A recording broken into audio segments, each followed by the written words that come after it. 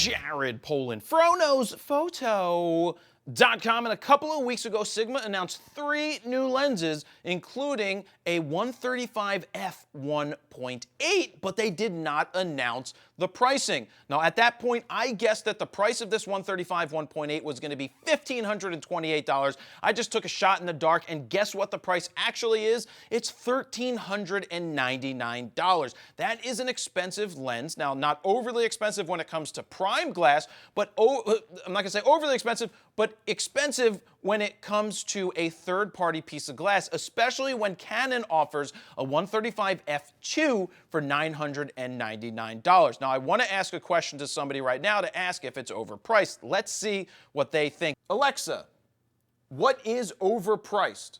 The term overpriced means too costly for the value. Huh. So she says that too costly for the value is what overpriced is. Is this overpriced? It's expensive. Now, I can't tell you how the quality is going to be, but let me run down what Sigma says.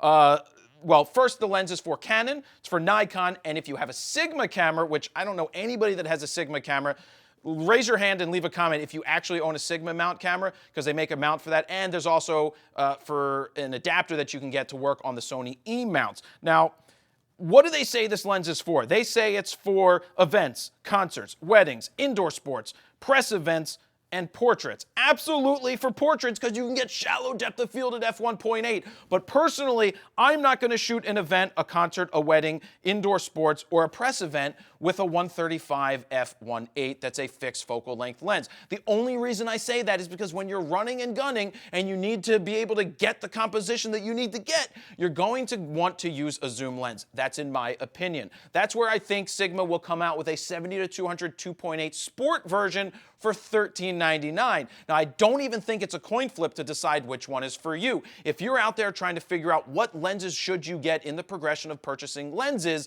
I always look at it this. You've got your wide angle, which on DX is your 17-50 or 24-70 on full frame. And then you have a 70-200. I think those 2 lenses are the lenses that you can crush the world with if you needed to only have 2 lenses to rule them all. Now, as you start progressing, and if you can afford the $1399, then yes, this is going to be a pretty good portrait lens because of the 1.8.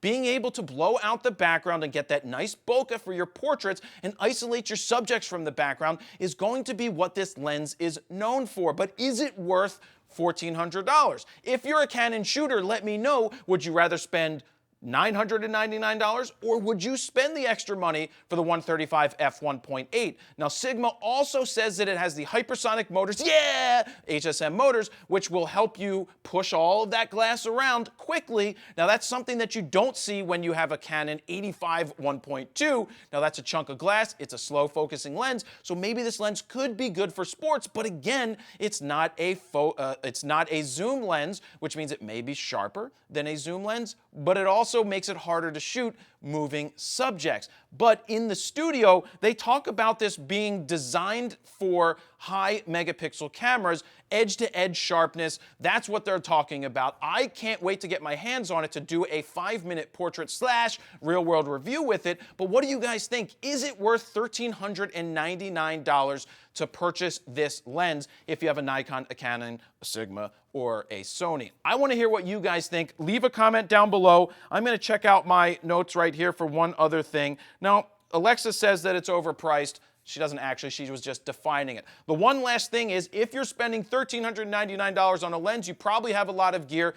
Go download My Gear Vault right now at mygearvault.com. It's the best way to input, organize, and protect your gear, because protection is important when you invest all of this money into your glass and bodies and accessories and computers and printers and all of that. So that's where I'll leave it. The price is $1,399 for the Sigma 135 f1.8. And that's it. Jared Polin, FroKnowsPhoto.com. See ya. Subscribe now!